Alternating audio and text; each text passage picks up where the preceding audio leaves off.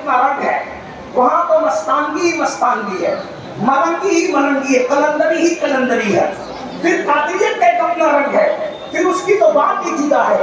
لیکن نقشبندیت میں جو ہے باضابطہ طور پر ایک ان کا اپنا انداز ہے، ان کے اپنے اقوال ہیں۔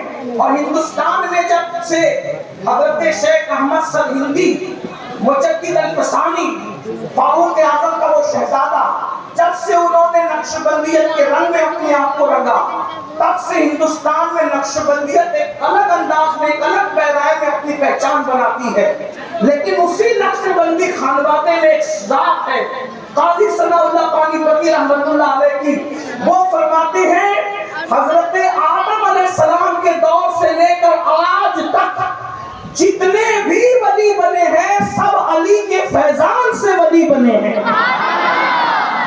آپ غور فرمائیں۔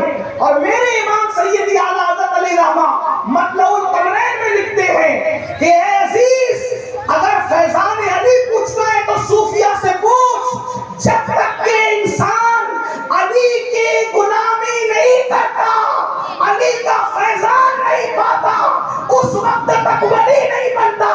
اسی لیے فرماتے ہیں سلامی جس کے در کا ہر ولی ہے، سلامی جس کے در کا ہر ولی ہے، علی ہے ہاں علی ہے ہاں علی ہے۔ یہ شان علی کی مرتضی ہے۔ تو اللہ اکبر، اس لیے میں یہ عرض کر رہا تھا کہ ذکر علی کے بغیر، یاد علی کے بغیر، نام علی کے بغیر کوئی پہنچ ہی نہیں سکتا اللہ کا۔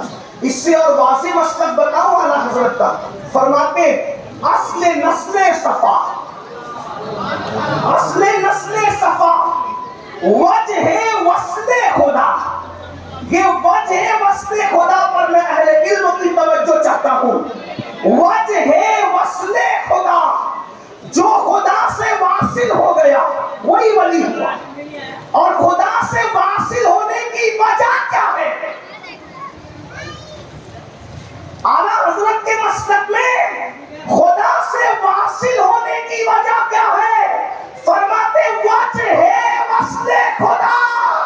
اگر اللہ سے واصل ہونے کی وجہ کوئی احمد رضا سے پوچھے تو احمد رضا کہتا ہے کہ خدا سے قریب ہونا ہے، تو علی علی کا خدا مجھے قریب ہونا ہے۔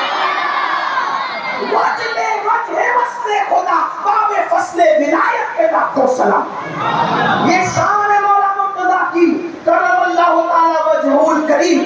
اللہ اکبر۔ اسی لیے عرض کر رہا تھا، نہ ناسبیوں میں ولی ملے گا، نہ رافضیوں میں ملے گا، نہ خارجیوں میں ملے گا۔ ناسبیوں میں اس لیے نہیں ملے گا کہ ان کی مولا علی سے بنتی نہیں، خارجیوں میں اس لیے نہیں ملے گا کہ ان کو علی پسند نہیں ہے، اور رافضیوں میں اس لیے نہیں ملے گا کہ ان کو نام علی تو لیتے ہیں لیکن علی کے اماموں سے ان کی نہیں بنتی۔ یہ بات اس لیے ان کو بھی ولایت نہیں، یہ صرف اہل سنت کے حصے میں ہے۔ تو میں بات یہ عرض کرنا کا توجہ آپ کی کہ سب اہل بیت شان والے، سب اہل بیت شان والے، ان کی کوئی مثال ہی نہیں۔ رسول اللہ میں مثال، ان کی سواریاں میں مثال۔ جس کی سواری مری لوگوں نے جنگل میں پھینک دیا۔ توجہ کرنا، رسول اللہ کی سواری اونٹنی جب مرتی ہے، اس کا انتقال ہوتا ہے، اس کے جسم سے روح نکلتی ہے، تو اس کو مٹی میں دفن کرنے کے لیے صحابہ جاتے ہیں۔ اندازہ کرو، یعنی اوروں کے جانور پھینکے جائیں گے، رسول اللہ نے جس پہ سواری کی ہے وہ پھینکا نہیں جائے گا، صحابہ اس کی قبر بنانے کے لیے آئے ہیں۔ اندازہ فرمائے۔ اور پھر بزرگوں نے لکھا کہ چند دنوں کے بعد وہاں کا نشان بھی ختم ہو گیا، لوگوں نے جاننا چاہا کہ ہے کیا، تو وہاں کچھ نظر بھی نہیں آیا۔ اندازہ فرمائے، یعنی سواری بھی، حضور جس اونٹنی پر بیٹھ جائیں جب وہ اتنی بے مثال ہو جاتی ہے کہ صحابہ اس کی قبر بناتے ہیں، اندازہ فرمائے، پھر وہ چند دنوں کے بعد غائب بھی ہو جاتی ہے، جس پہ بیٹھ جائیں یارو، جس پہ حضور بیٹھ جائیں، جب وہ اتنی بے مثال ہے تو جن کی رگوں میں رسول اللہ کا خون ہے، خون مصطفیٰ جان رحمت ہے، وہ حضور کے گھر والے ہیں۔ لوگ حضور کے گھر والوں کی شان بیان ہی نہیں کر سکتے، حضور کی شان بیان نہیں ہو سکتی، حضور کے خون کی شان بیان نہیں ہو سکتی، حضور کی اولاد کی شان کون بیان کرے؟